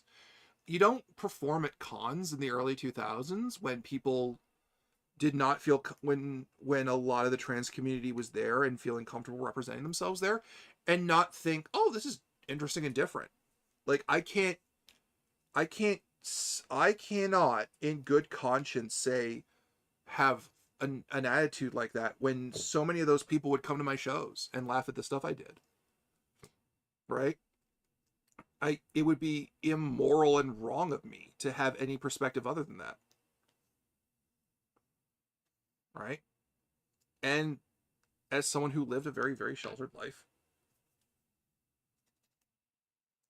I'm fascinated by those communities that are different from me. Always have been.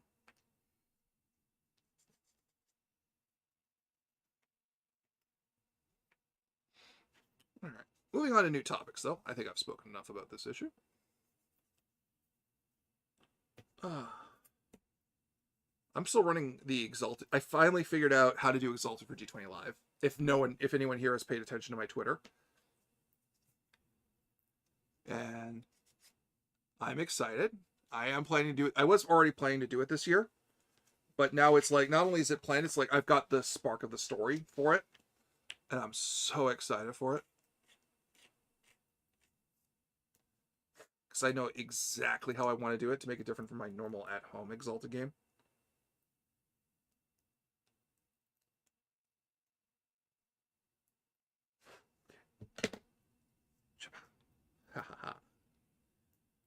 All right, I need to go get A2 and A1 plate, which are over here. So my big problem was I had done. I had done A1 plate. We are number 1. I had already done an Exalted game for friends. And the big thing that runs into is I can't do the same things. I also know that a lot of you want me to run more Yakuza style games. Which is fair, because I want to run those style games of open world. Yeah, go around the map, find stuff. Shit'll happen. Right? And I'm very grateful that my love and interest in the Yakuza franchise has bled over so much into D20 Live and my module making. And I'm very grateful. And I'm very, don't run away. I'm very, very grateful that that's happened.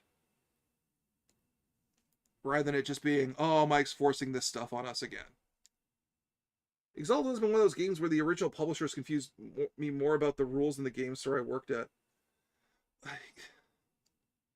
Exalted didn't need to have complicated rules. It really didn't. And they really liked making them complicated for no reason. I like Essence, though. Don't get me wrong. I've from what I've read of Essence, I have legitimately enjoyed what I've read. But yeah, playing through a 2E game now I can see what I couldn't see in my 20s that's wrong with it. And I get the complaints. I completely do. Because my players still don't know how the fuck the combat works in that game. We try. Okay.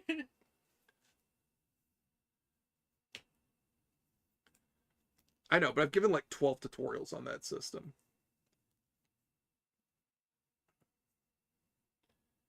And like I get it. And I'm not just saying this to give you guys a hard time. It is not a commentary on you. It is a commentary on those rules.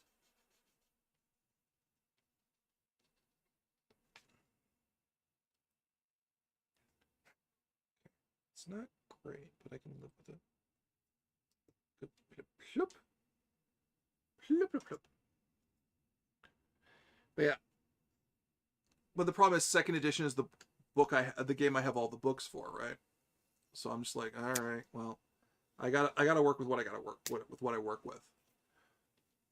It didn't help that Wi-Fi never gave Exalted Quick Start for new players. A lot of things didn't help because their setting, the core setting of Exalted, in essence, is perfect, and it is perfect in every way for anime fans now, as much as it was back in the day, for being that system that you could play. Because everyone I talk to about the lore of Exalted, they go, oh my god, this game sounds amazing. We want to play in your game. But the second they hit those rules, it's like throwing water on Teflon. It's just right off. Right? Because there's people out there that are like, oh, Exalted First Edition's the easiest system. Okay. No, I really like second. No, I really like third. And I'm like, okay, but can we just get easy rules? You know? Can we get that? But no, I'm not allowed to have easy rules for Exalted. We need to have the 10 steps of combat for every fucking round. Yes, Exalted's combat has 10 steps in it. I hate it.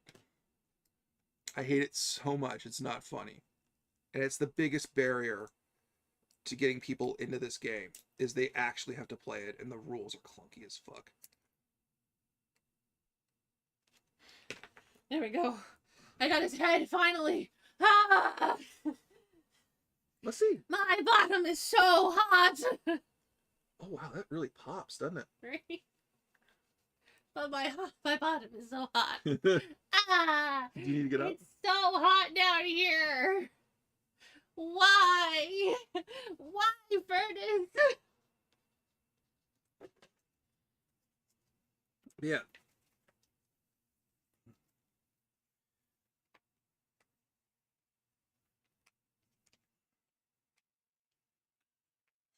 So, that's unfortunately the reality of running a game in Exalted, is having a system that you can make, that a world that is just the fucking best.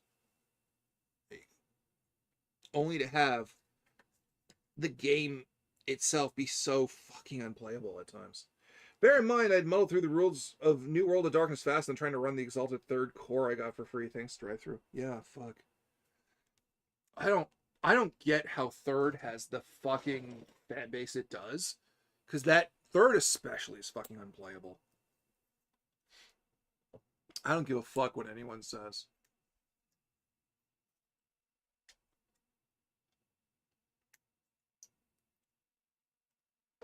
It didn't have to be complicated. They could have just made it easier.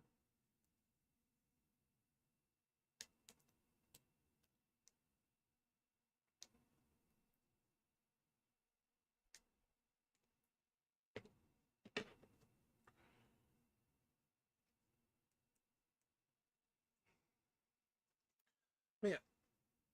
There will come a point where D20 Live will do its Exalted game, and if you guys really like it, I'll probably try and turn it into a series of streams.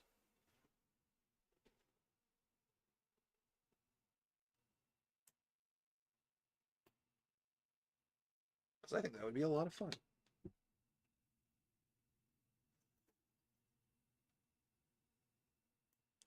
I'm through the first bag of Lego on my current set. Cool. I can't get into Lego collecting.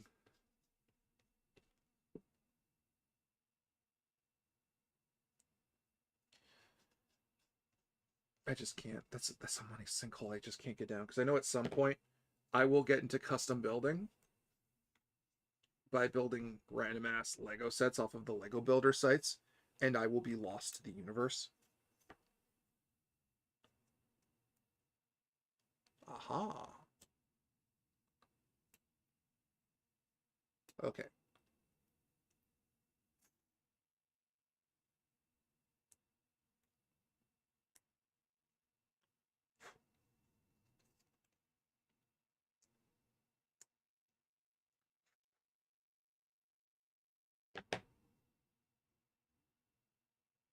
All right.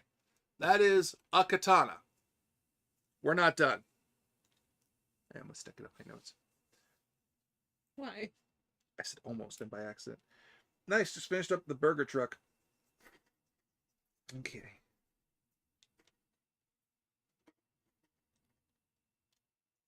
Okay. What next?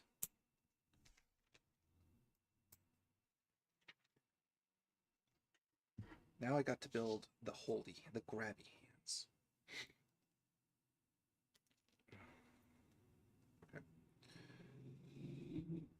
A120. Say 2.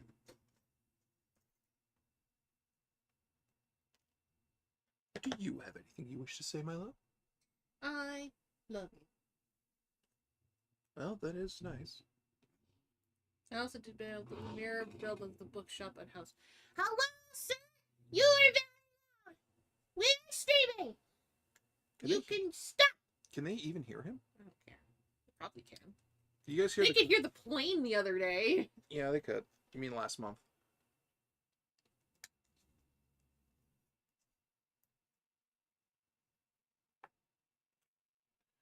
A120. B1. I hear you. Said I missed on buying the bookshop. Need to tear the city down and rebuild it. Need to figure out where to build the museum. It's got the hotel in today. I don't know what they're talking about. Lego. Yeah, but Lego what?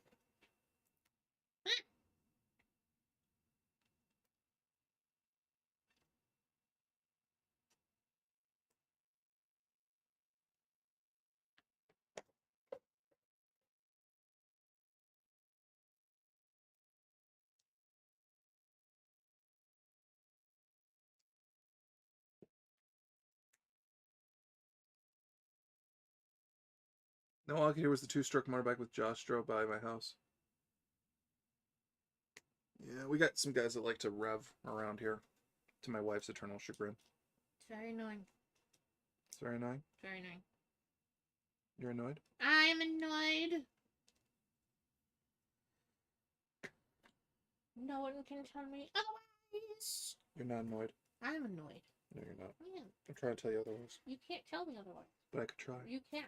Why not? It's not happening. Why not? Because I'm right, always.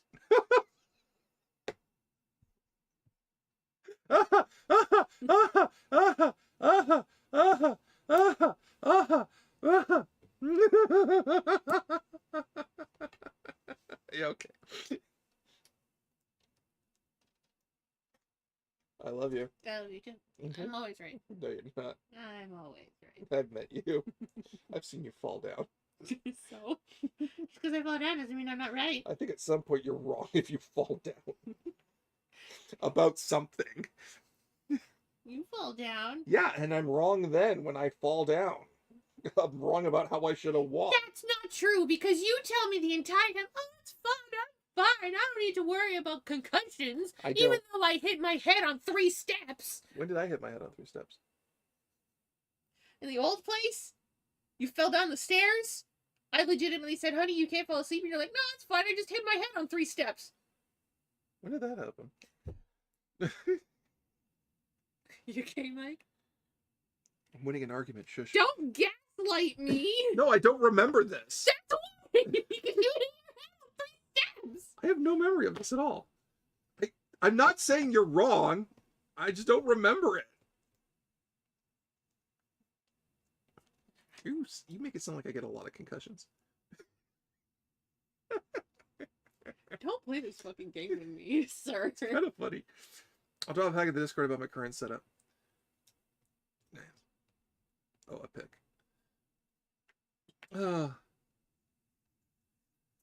Apparently I get too many concussions for my wife's liking. You hit your own head many times. And you're a very big guy. Right? You bonk your head and you're like, oh, I'm fine. I'm like, stop hitting your head. It's an accident. Shit happens. Not when you punch it purposefully. That was one time. That is not one time. I'd rather you not share that with the group. No, in order to prove that he's got a thick head, Oh, he yeah. goes, bonk, bonk, bonk. And I'm like, stop it! Stop hitting your head! I do have a thick head. Watch. up. My goodness.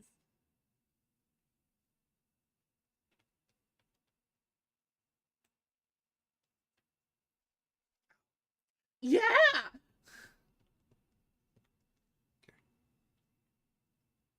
Where? And Oh. then he goes, I have memory problems. And I'm like, I wonder why. I wonder why. Hi, Queen Atoli. Hey, welcome home. I have minor memory problems. Just stuff flies out of my head. Yeah, because you knock him out with your hand. A119.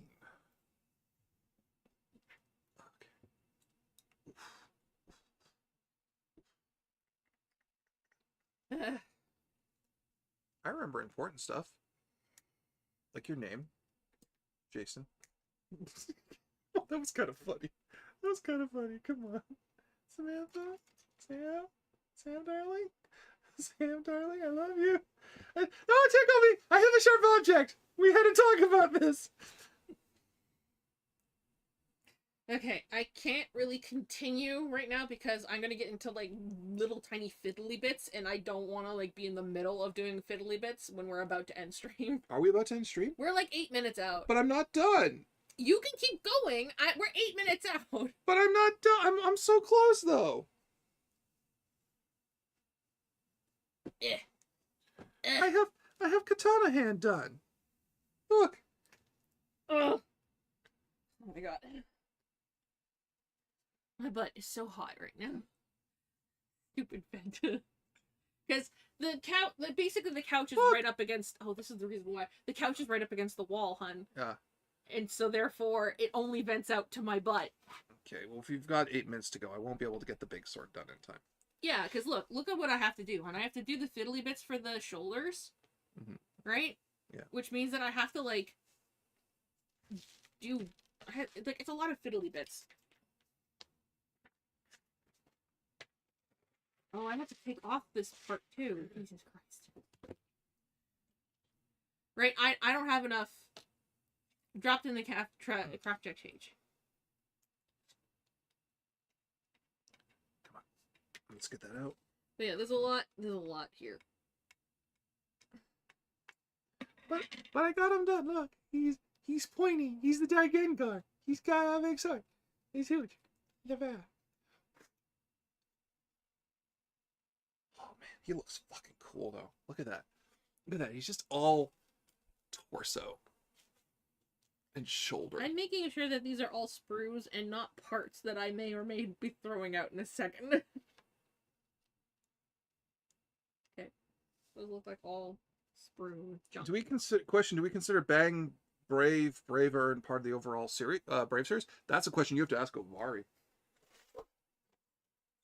I don't believe it's Takara back though, so I don't think we can count that.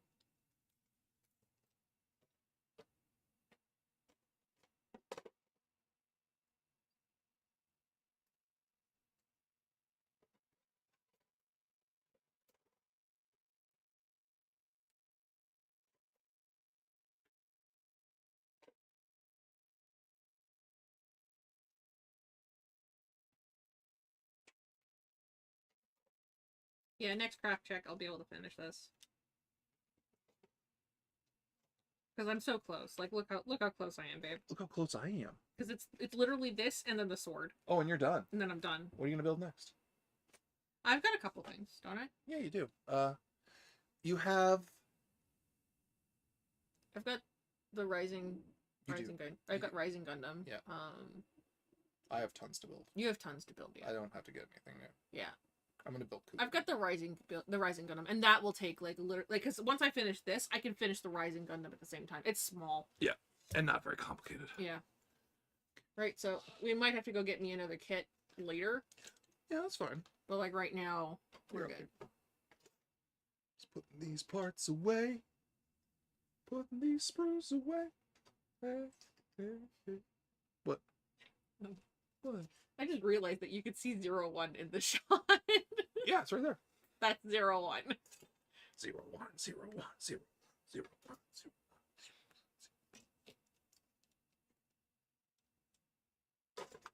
I'm so close to finishing Deno. Isn't the Brave series owned by Bandai due to them suing for ownership of Gao-Gaigar? Oh, could be. Could be. Didn't know there was a fight to see who owned Gao-Gaigar. Means it's still important. Yeah, it's Gao-Gaigar. Well, yeah, I know that. You know that. Just trying to get all this stuff up in a thing. So what shall we talk about in the last little bit of this craft check? I don't know, there's only 4 minutes left. What do you guys want to talk about? Any questions? Questions? Whistle. Whistle. Whistle. Did someone shout Tubi? Nope. No one did. No one did. That was you. Nope. Nope. Nope. Nope. Look at it. Timmy! He's falling apart, man. he's so delicate right now. How delicate is he? Oh wow, he does not have great structure. No, he's very delicate. We're very scared to bring him out most days. Right? So he permanently sits on our shelf over here until we can get him in his PVC form, which we need to get a PVC pipe and then cut it to his leg. We could not though. Yes, we could. And We then could maybe not, 3D though. and then maybe 3D print him some glasses that we like stick onto him. Yonkus Bonkus discuss. Yonkus bonkus. Oh, God. Must we? Yonkus. Yes. Habonkus. Uh-huh. Yonkus bonkus bonkus. Thank you. That clarified nothing. Yonkus yonkus bonkus. You could stop that. Yonkus bonkus honkus bonkus. Stop. Oh, I ripped my glove. All right, well then I don't have to try and keep it alive. Yonkus bonkus. None of those were words. None of that was a sentence structure. You're a mad badger of a woman. And I love you profoundly. I love you too.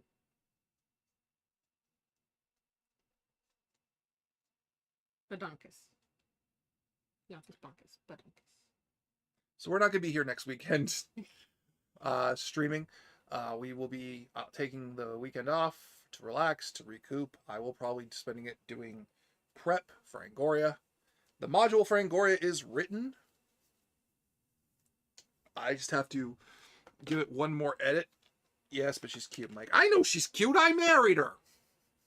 It's there. Right there. Yeah. I married the weird little badger. I'm not small. Small to me. I'm not small. Okay, you're not small. God damn it. Not small. All right. I married her. I sincerely ask that all of you come out for the ending of Angoria. I need vindication for you in the stream Discord channel. What's in the stream Discord channel? I don't know. But I have a very big request for everyone to please, if you can, come out and watch the end of Angoria. On the 24th. On the 24th. Please do. The Angoria was part of a very big project by me to try and make my first, and may even be only original world for tabletop. And Mike was right about plane landings. And I would very much like to share that with you, my D20 Live audience, who've told me for many years that I'm a great creator and I'm capable of writing great adventures for people. So in an effort to bring this all to a close, Like sound like where it sounds like honey, honey, honey, honey, honey, honey. you could stop. But I ask very politely and with great humility that you all come out and check it out. I've put a lot of work into this world, and I ask that you be part of the ending of it. It's going to be a good long time before I come back to Angoria for any projects, because it's been a very emotional journey for me. But I look forward to sharing the end with you, and I hope you find it enjoyable. That put us right to time, didn't it? Okay. Yeah. So we will be back in 2 weeks with D20 Live. If you can't handle that gulf, you can come and join us over at twitch.tv/theoptimaldo, where Sam and I do gaming. And Sam will probably be doing more art because my schedule at work hasn't changed. And until then, everyone, stay home, stay safe, and stay kind. We will see you next time. Bye. Bye. Bye.